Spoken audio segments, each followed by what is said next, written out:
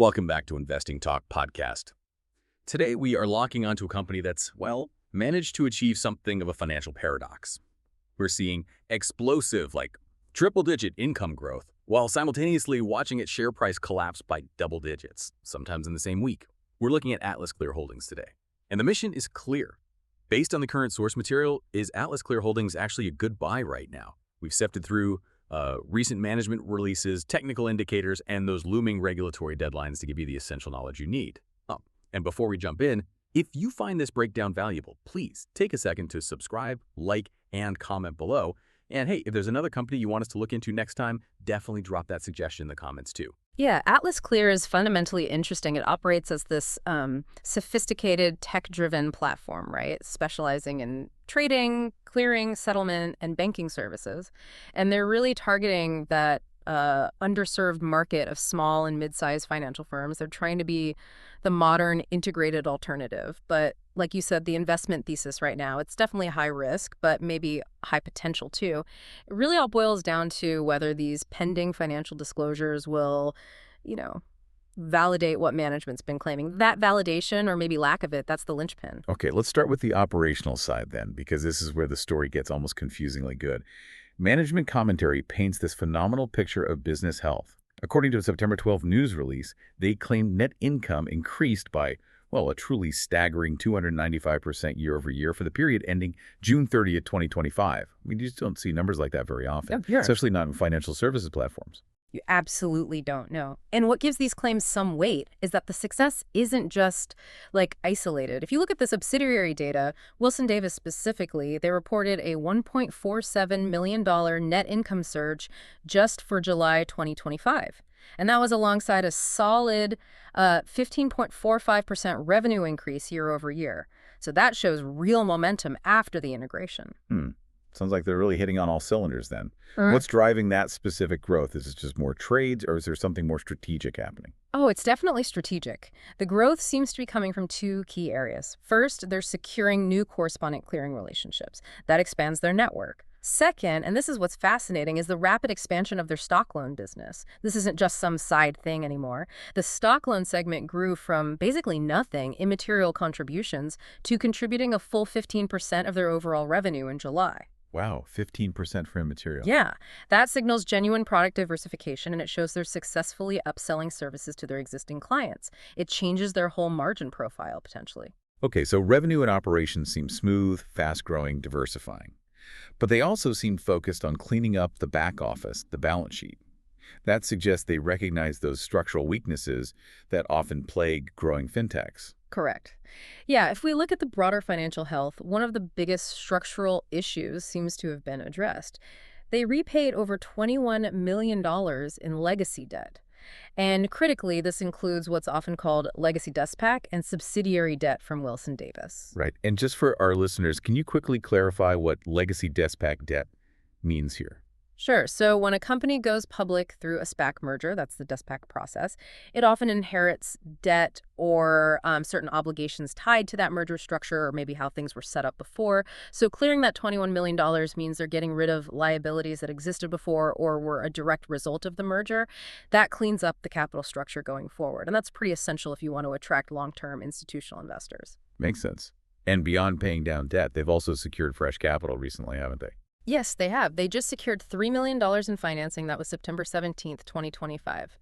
Management specifically said it was aimed at strengthening immediate liquidity. So they're not just managing debt. They're proactively shoring up their cash position before making big strategic moves. And speaking of those big strategic moves, the biggest one on the table seems to be the announced acquisition of Commercial Bancorp.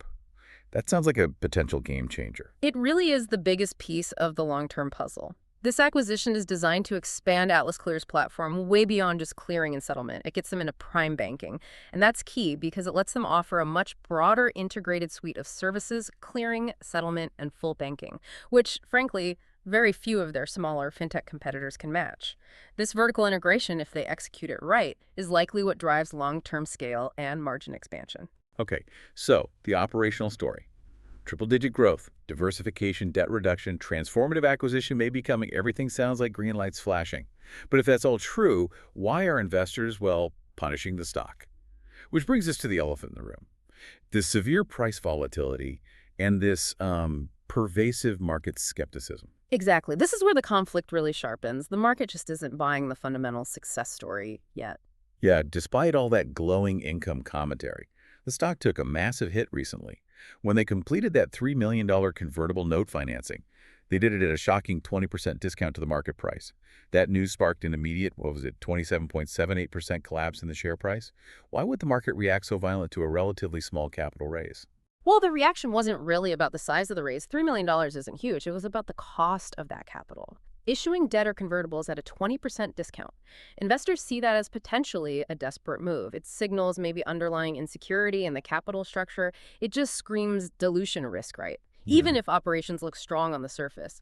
The market saw it as a sign that management maybe felt pressured to raise funds quickly, whatever the terms, and that just overshadowed the positive income news.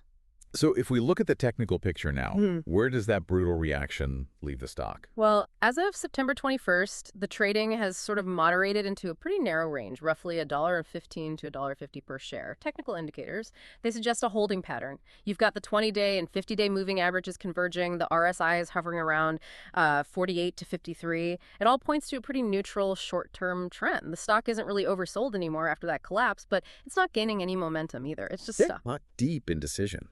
Which raises the critical question. Why is the current investment rating so low? I think the source said 4 out of 10. When management's announcing 295% net income growth, that just seems baffling. Well, the low rating is actually quite rational when you factor in the information gap. It rests on three main pillars, really. First, the reliance on management commentary, not audited full-year data. That's huge. Second, the issue of low liquidity, which, amplifies any selling pressure.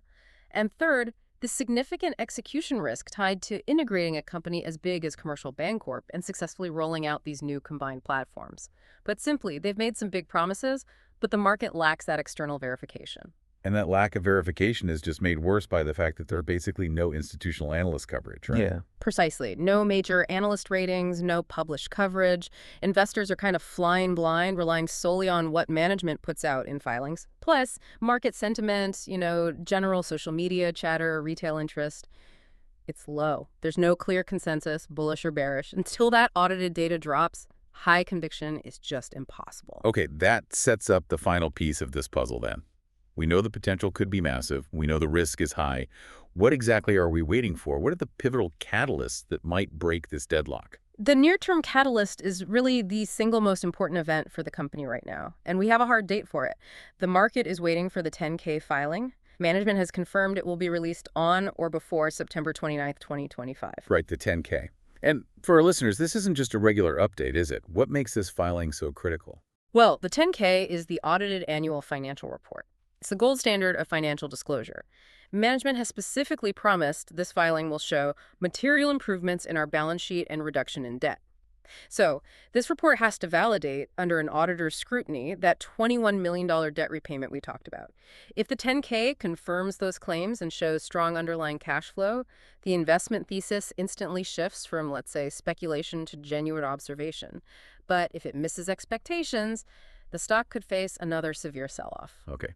And beyond that filing, the company also put a sort of tactical measure in place to fight those dilution fears from the discounted financing, though, right? Let's talk about that modified financing deal with Hananier LLC. Yeah, that deal, which was modified back in August, is highly strategic. It involved granting Hananier a 19.9% equity stake and convertible notes. But crucially, it also authorized a key defense mechanism, a new $5 million stock buyback program. Ah, buyback. That seems like management's direct answer to those dilution concerns. If the price stays low, they can use that $5 million to repurchase shares. That signals confidence and maybe soaks up some potential supply from convertible note conversions. Exactly. It's a proactive measure designed to try and stabilize the price floor and protect existing shareholders from more downside if the market keeps rejecting their financing efforts. It shows they're definitely aware of the market's skepticism about their long-term capital structure. Looking further out then, what's still the single highest impact long-term catalyst, assuming that 10K validates the fundamentals? It has to be the successful closing and then the integration of the Commercial Bancorp acquisition. That's the transformation event. It moves Atlasclear from being a specialty clearinghouse into potentially a multi-platform financial services powerhouse.